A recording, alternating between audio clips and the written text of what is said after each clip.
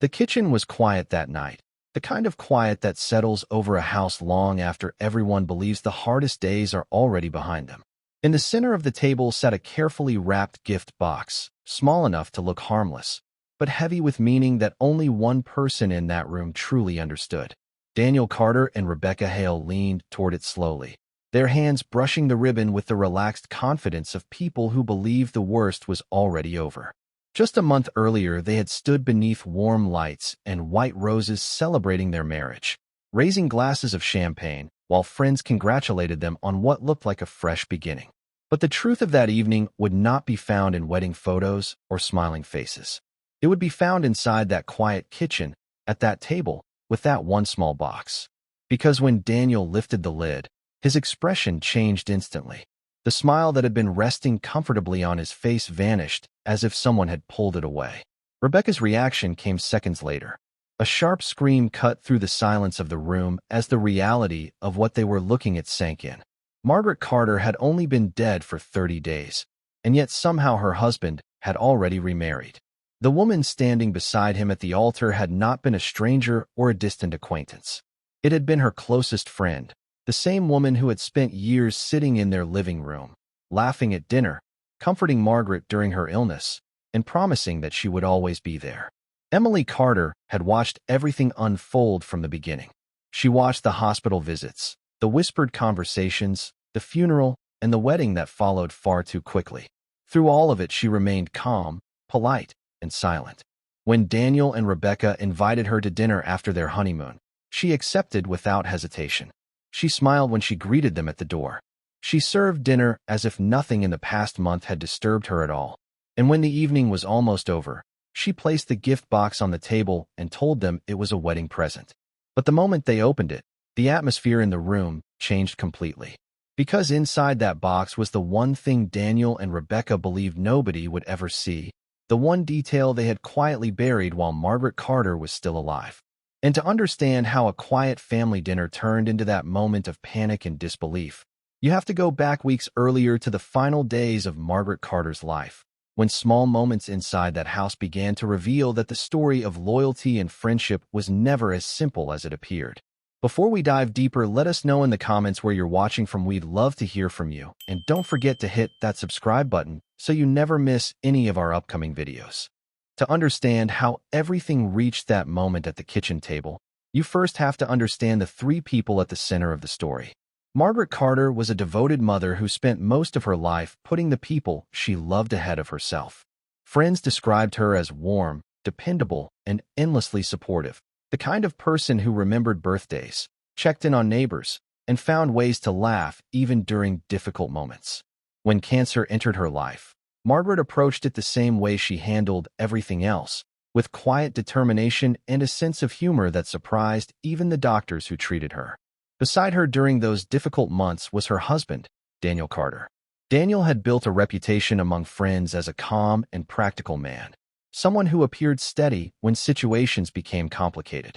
He attended hospital appointments, helped manage the household, and stood beside Margaret in public as a supportive partner facing a painful reality. The third person in this story was Rebecca Hale, Margaret's closest friend for more than a decade. Rebecca was the one who visited often, bringing food, sitting beside Margaret during treatments, and reassuring everyone that the family would get through the difficult months ahead together. For years, the three of them shared the same life, the same house, and the same memories that come with long friendships and family gatherings.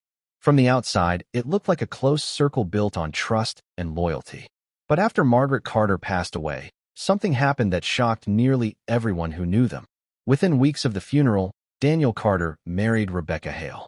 The news traveled quickly among friends and relatives who had only recently attended Margaret's memorial service. Some people believed grief had simply pushed two familiar faces closer together, while others quietly wondered how such a relationship could appear so soon after a loss that had devastated the family. Emily Carter, Margaret's daughter, watched everything unfold from the sidelines. At first, she tried to give them the benefit of the doubt, convincing herself that maybe Daniel and Rebecca were simply two grieving people searching for comfort after months of stress and sadness. It was easier to believe that explanation than to imagine something far more painful. But as the days passed, three disturbing questions slowly began to surface in Emily's mind. The first question was one she didn't want to consider at all. Did Daniel Carter and Rebecca Hale begin their relationship before Margaret Carter died, long before anyone else realized something was happening between them? The second question appeared when Emily started going through her mother's belongings and noticed that one of Margaret's most treasured possessions was suddenly missing. It was a gold necklace Margaret had promised would someday belong to her daughter, a simple piece of jewelry that carried years of family history and personal meaning. The necklace had been carefully stored in Margaret's dresser for as long as Emily could remember, yet now the small velvet box where it belonged sat empty. The third question was the one that would eventually lead back to that dinner table and the gift box sitting quietly between Daniel and Rebecca. What exactly had Emily Carter placed inside the wedding gift that caused two confident newlyweds to turn pale the moment they opened it? Because sometimes betrayal doesn't arrive suddenly with loud arguments or obvious warning signs. Sometimes it grows quietly over time, hidden inside everyday conversations, friendly visits, and moments that seem harmless when they first happen. And by the time the truth finally reveals itself, the damage has already been done right in front of everyone. Margaret Carter had always been the kind of person who brought warmth into every room she entered. Friends often said that time felt lighter around her because she carried a natural ability to turn ordinary moments into something memorable. Weekend dinners at the Carter house were rarely quiet. The table would fill with food, conversation, and laughter that carried down the hallway long after the plates had been cleared. Margaret loved those moments more than anything. She believed that family gatherings, no matter how simple, were the glue that held people together through the unpredictable seasons of life. Emily Carter grew up watching her mother create those moments again and again, whether it was hosting holiday dinners, inviting neighbors over for coffee, or simply turning a quiet evening at home into a small celebration. Margaret Carter was the kind of person who could make people laugh even during difficult days, and that ability made her the emotional center of the family. Friends described her as loyal and protective, someone who stood firmly beside the people she loved even when circumstances became complicated. She believed deeply that family should always come first, a principle she repeated often to Emily as she grew older. But eventually a moment arrived that changed the direction of Margaret's life in ways no one inside that house could ignore. The diagnosis came during a routine medical appointment, delivered in the careful tone doctors use when they know the news will reshape everything that follows. Cancer. The word itself carried a weight that settled quietly over the Carter household. Suddenly the routines that once defined their lives were replaced by appointments, treatment schedules, and long conversations about options and expectations. The pace of life slowed as the family adjusted to a future that no longer felt certain. Hospital visits became part of the weekly rhythm, and yet Margaret continued to hold on to the personality that had always defined her. She joked with nurses, teased doctors about their serious expressions, and smiled at Emily even on days when the treatments left her exhausted. Margaret Carter was the kind of person who could make jokes in a hospital room, and those moments gave everyone around her the strength to believe things might still turn out well. But as the months passed, the physical toll of the illness became harder to hide. Margaret's energy faded little by little, and the laughter that once filled the house became quieter as treatments continued. Emily watched her mother grow thinner, weaker, yet still determined to maintain the same warmth that had always defined her character. During those months, something else inside the house began to shift as well, something subtle enough that Emily didn't immediately recognize it. At first it appeared harmless, just small changes in the way conversations ended or the way certain people spent time together. But looking back later, those moments would begin to form a pattern that could no longer be ignored. Daniel Carter had entered Margaret's life years earlier, long before illness ever became part of their story. To the outside world, he seemed steady and dependable, a man who preferred calm decisions over emotional reactions. Friends saw him as practical, someone who handled responsibilities without complaint and approached problems with patience. When he married Margaret, many people believed she had finally found the kind of partner who could stand beside her through anything life decided to deliver. Daniel took on the role of stepfather to Emily with quiet consistency. He paid bills, helped manage the home, and supported Margaret in the small ways that often go unnoticed until they are no longer there. When the cancer diagnosis arrived, Daniel appeared to step naturally into the role of caretaker. He drove Margaret to appointments, organized medication schedules, and spoke confidently with doctors about treatment plans. From the outside, his behavior reinforced the image of a devoted husband doing everything he could to support his wife during the most difficult chapter of her life. People watching the situation from a distance saw nothing unusual in the way Daniel handled those responsibilities. In fact, many admired the patience he showed during months of uncertainty. But when Emily later looked back at that time, she began remembering moments that didn't quite fit the picture everyone believed was true. There were phone calls Daniel would take late at night in another room, conversations that seemed to end abruptly whenever someone else entered the space. Occasionally, he would step outside for long walks that lasted far longer than necessary, often returning with explanations that sounded simple enough at the time. Rebecca Hale was sometimes nearby during those moments, standing quietly beside him during hospital visits or helping him organize plans for Margaret's care. Emily assumed they were simply supporting each other while navigating the emotional strain of Margaret's illness. After all, Rebecca had been part of their lives for years, and her presence in the house never seemed unusual. At the time, Emily believed their closeness was nothing more than two concerned adults sharing the burden of a difficult situation. But now, when she remembers those months, the same moments carry a different meaning entirely. Rebecca Hale had been Margaret Carter's closest friend for nearly 15 years, long enough that their relationship felt almost like family. The two women met through work long before Emily had grown into adulthood, and their friendship deepened through countless shared experiences over the years. Rebecca was present at birthday celebrations, holiday gatherings, and the small weekend dinners Margaret loved hosting so much. She joined family trips to quiet lakeside towns and spent evenings sitting in the Carter living room discussing everything from work frustrations to childhood memories. When Margaret received her cancer diagnosis, Rebecca immediately stepped closer into the family's daily routine. She visited the hospital often, brought meals to the house when treatment left Margaret too exhausted to cook, and reassured Emily that they would all face the challenge together. For a long time, her presence felt comforting, another sign that Margaret had surrounded herself with loyal people who would remain beside her through anything.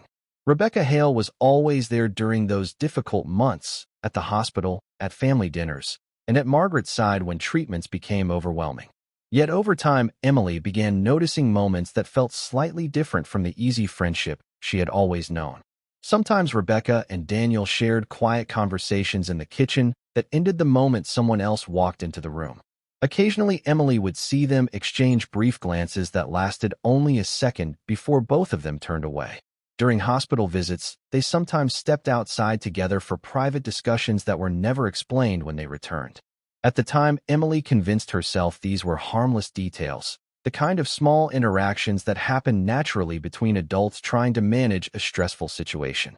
She believed they were simply working together to help Margaret through the hardest chapter of her life. Back then, Emily told herself it was nothing worth worrying about. But now, remembering those same moments with the clarity that came later, she sees something else entirely.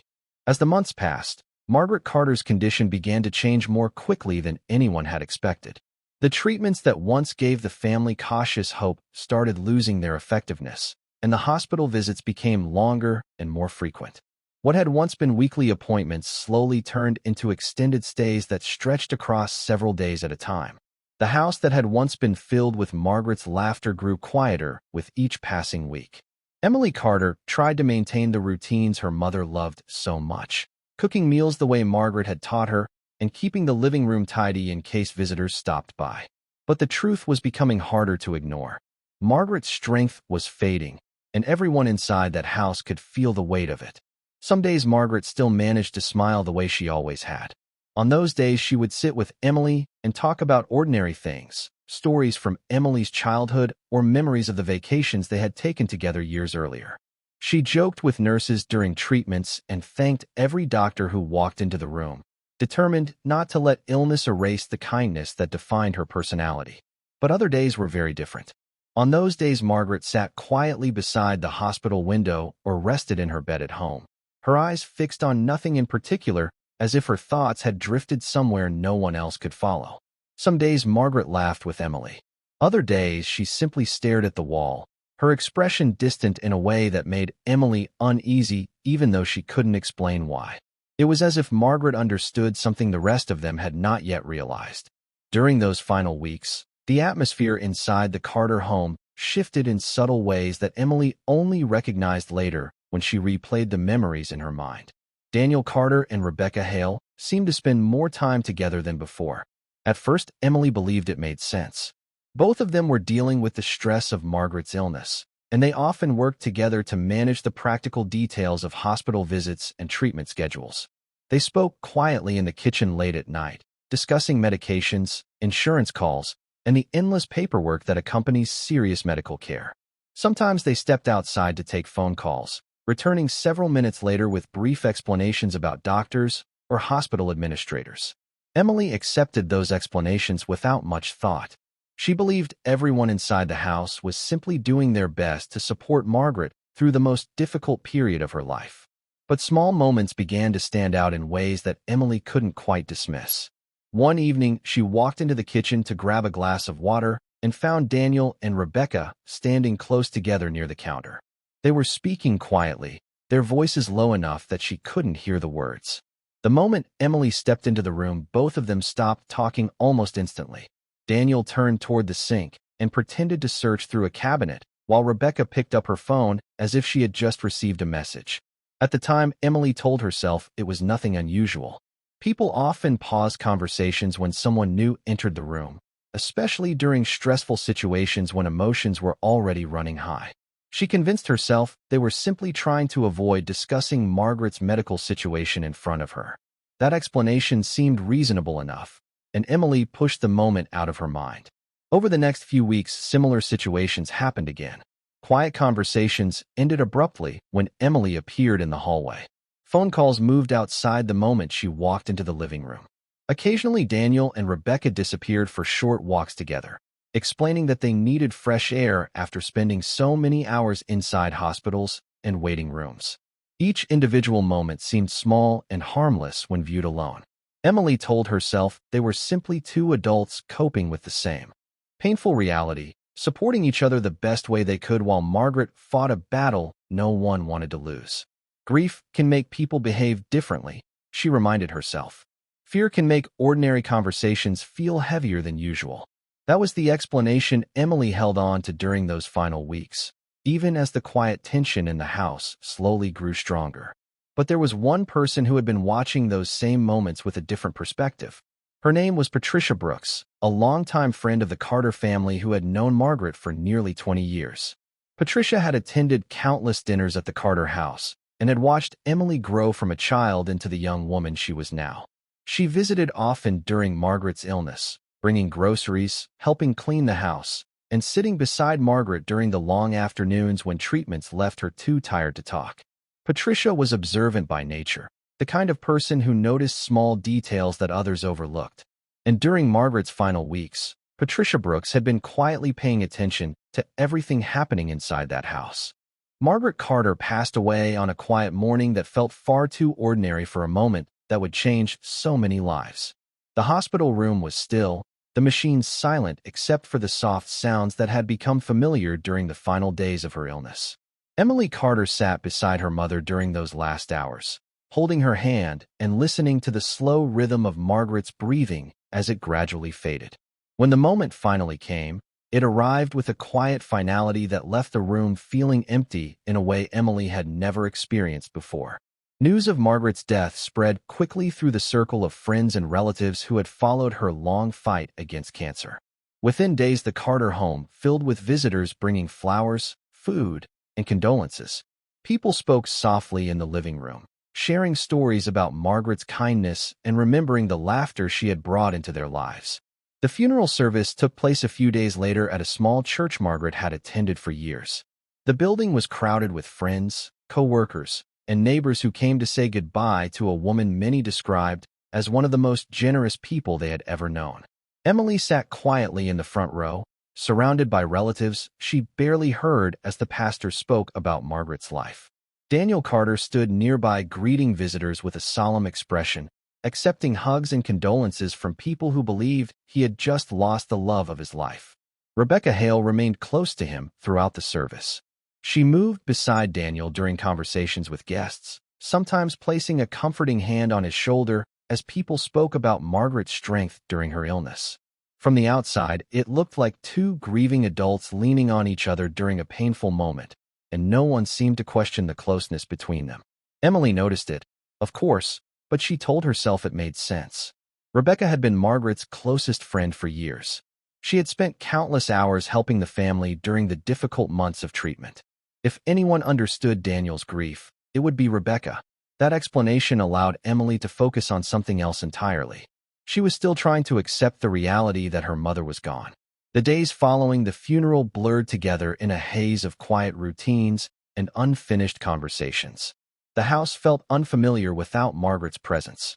The kitchen that once filled with her laughter now felt strangely empty each morning.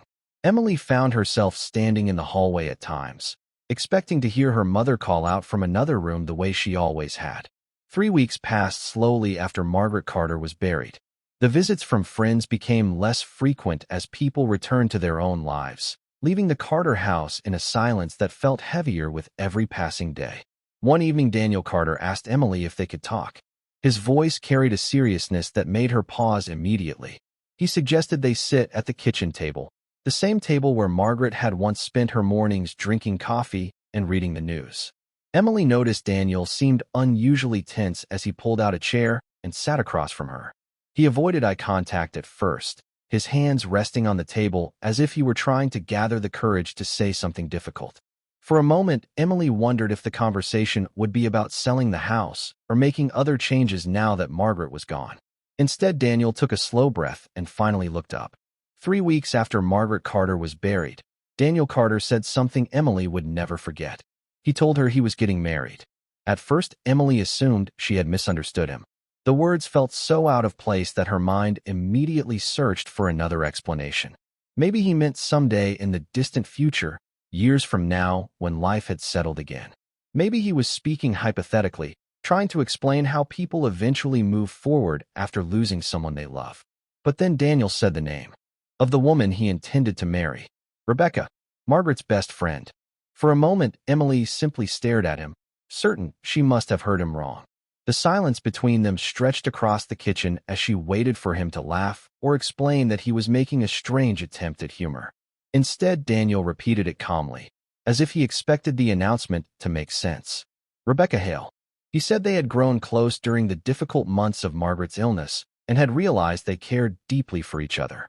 He spoke about finding comfort together, about two people sharing the same grief and discovering something new inside that pain. Emily barely heard the rest of his explanation. Her mind kept returning to the same thought over and over again. Margaret Carter had been gone for only 3 weeks. The woman Daniel planned to marry was the same friend who had stood beside Margaret during hospital visits and funeral services.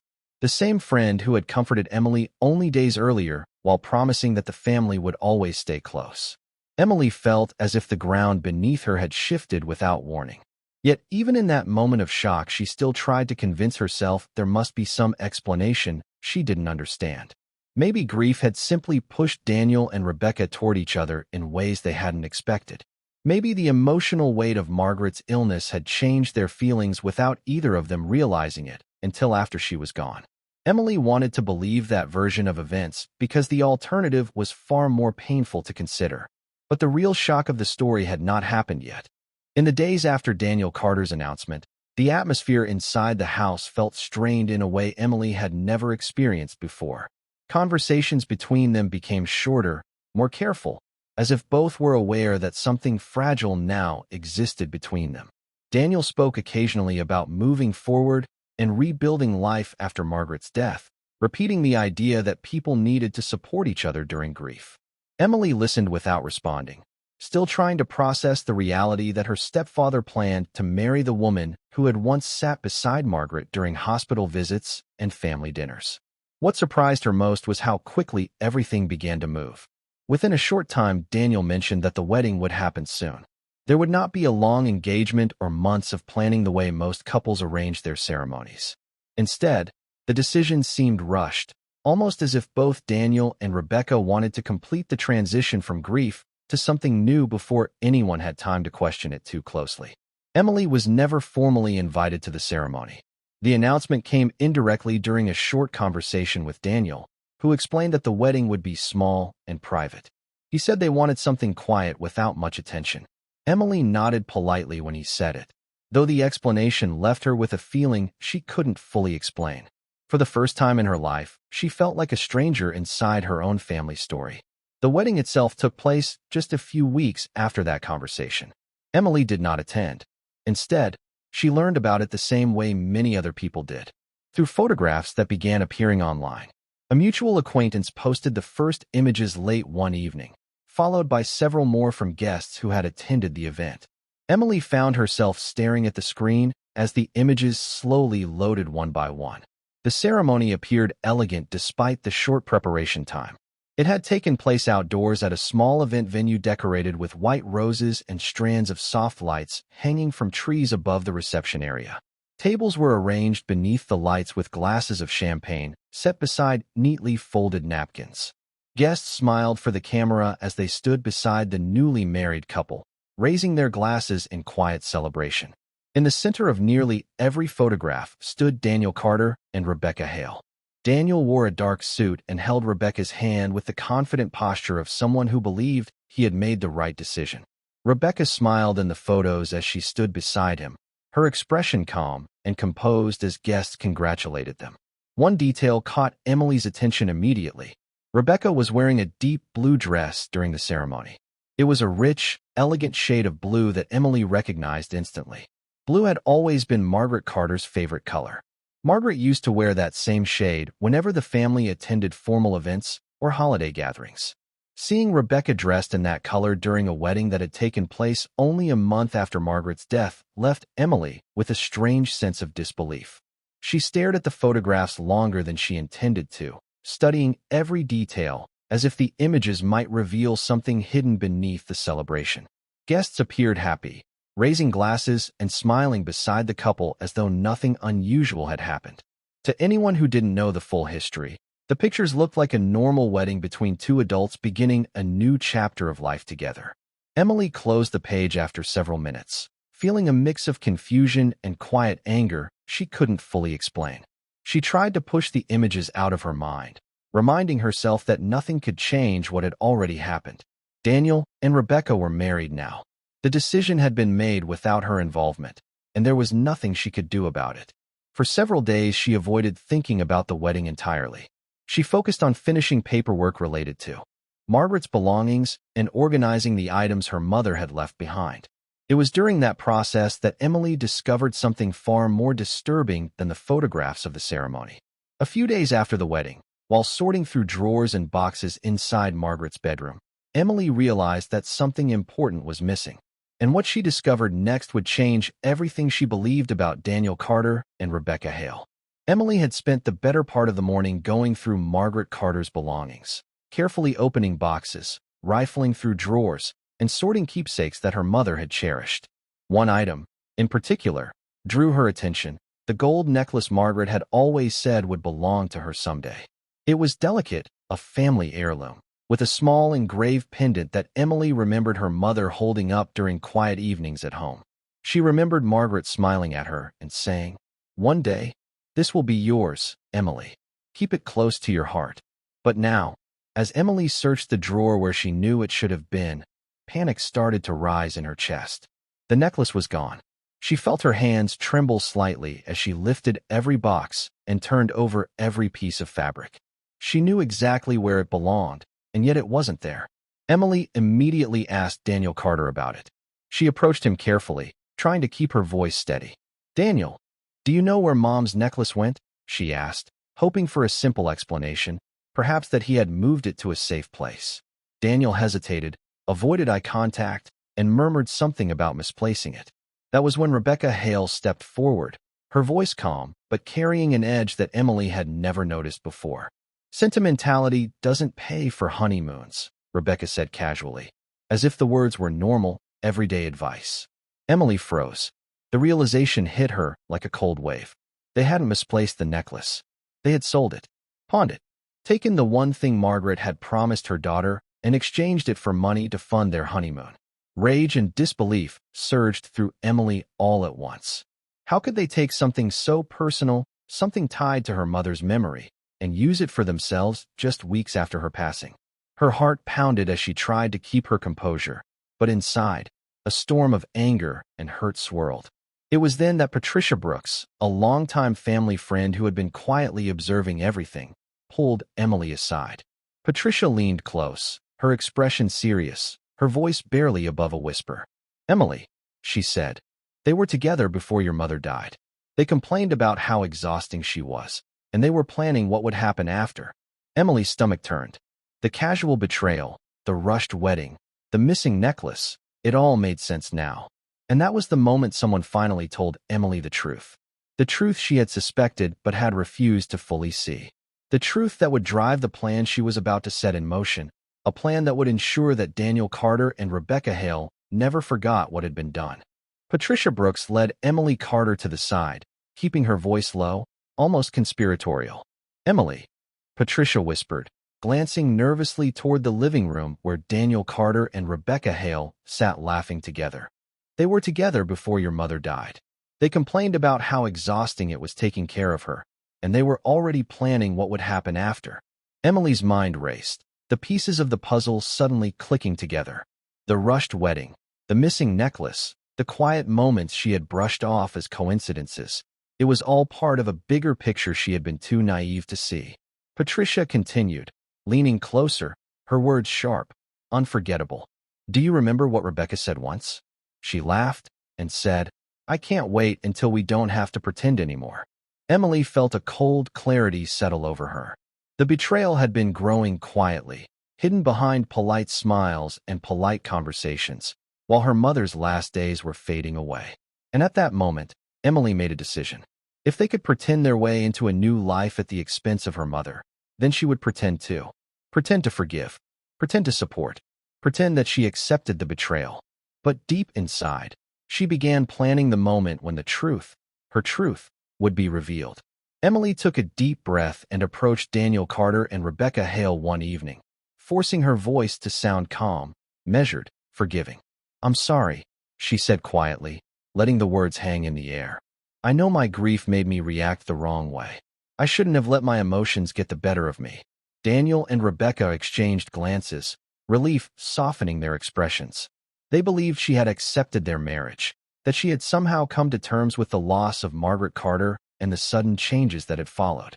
Over the next few days, Emily continued to act supportive, offering polite smiles and gentle words, attending family gatherings without complaint, and even engaging in light conversation with Rebecca as though nothing had been wrong. Gradually, the trust returned, just enough for Daniel and Rebecca to feel secure. A week later, Emily invited them over for dinner, suggesting a quiet evening together, something intimate to mark a return to normalcy. She spent the afternoon carefully preparing the table, arranging the meal with calm precision, and placing a small, carefully wrapped gift box in the center of the kitchen table. The box was unassuming, nothing extravagant, just a simple token of what seemed like peace. When Daniel and Rebecca arrived, they smiled, unsuspecting, chatting casually as they stepped inside. They believed Emily had forgiven them. They believed the small box sitting on the table was a peace offering. But they were wrong. Inside that box lay the reckoning they never expected, a truth that would leave them speechless and unprepared for what was about to unfold. The evening unfolded quietly at the Carter home. The kitchen smelled faintly of roasted chicken and herbs. The table set meticulously with candles flickering softly, casting warm light across the room. Daniel Carter and Rebecca Hale chatted politely, their voices low, laughter careful and measured, as if aware of Emily Carter's presence but assuming nothing would disturb the fragile peace. Emily watched them for a moment, keeping her expression neutral, her hands folded on her lap. Then, slowly, she reached toward the center of the table and lifted the small, unassuming gift box. She placed it gently in front of Daniel and Rebecca. "A wedding gift, from Margaret," she said evenly, her tone calm but carrying weight. For a moment, the room felt suspended in time.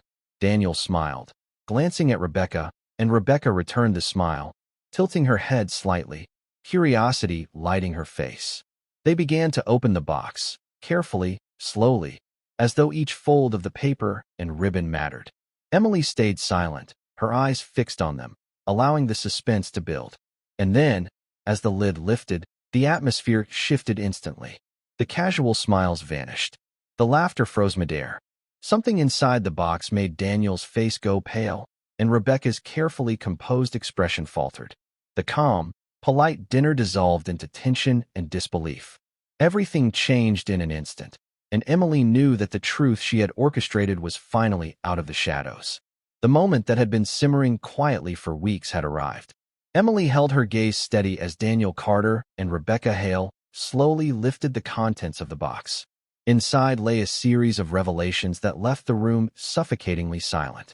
At the very top, a folded receipt from a local pawn shop rested, detailing the sale of Margaret Carter's cherished gold necklace, the very piece she had promised to Emily, now used to fund a honeymoon so callously arranged. Beneath it were small, encrypted memory cards containing recorded messages, capturing private conversations between Daniel and Rebecca from the weeks before Margaret had passed, exposing the depth of their secret affair. There was also a neatly folded letter, penned in Margaret's own handwriting, expressing her suspicions, her worries, and her quiet heartbreak at noticing subtle changes in the people she trusted most. Finally, resting at the bottom of the box, the recovered gold necklace glinted under the soft kitchen lights, a symbol of stolen trust returned. Daniel went pale, his confident composure evaporating instantly, and Rebecca's carefully constructed smile crumbled as she let out a sharp, piercing scream. The calm dinner atmosphere evaporated into a storm of tension, guilt, and disbelief. Daniel, voice trembling, finally broke the silence, words barely audible. "What did you do?" Emily remained still, letting the truth settle over them like a weight they could not escape, knowing that the reckoning had arrived and the betrayal could no longer hide behind polite facades. Some betrayals never fully heal. Some wounds linger quietly, shaping the way we see the world and the people around us. But sometimes, truth has a way of finding its surface, no matter how deep it's buried. Emily Carter didn't scream. She didn't lash out. She didn't try to humiliate Daniel Carter or Rebecca Hale. She simply placed the truth before them, letting the evidence speak louder than anger or tears ever could. Every receipt, every recording, every letter, and the recovered necklace told a story they had tried to hide, a story they could no longer control. And in that moment, the silence in the room was heavier than any argument, heavier than any denial. And yet, it carried a sense of closure. For Emily, for Margaret, and for the memory of everything that had been stolen or betrayed, the balance finally returned. The quiet justice, long overdue, had finally made its presence known. What would you have done in Emily Carter's place? Would you have found it in yourself to forgive Daniel Carter and Rebecca Hale? Or would you have made sure the truth came out, no matter the cost? We want to hear from you. Let us know in the comments where you're watching from. We'd love to read your thoughts. And if you enjoy stories that explore betrayal, justice, and karma, make sure to subscribe to Breach and Balance. Hit that button so you never miss a story that pulls back the curtain on human secrets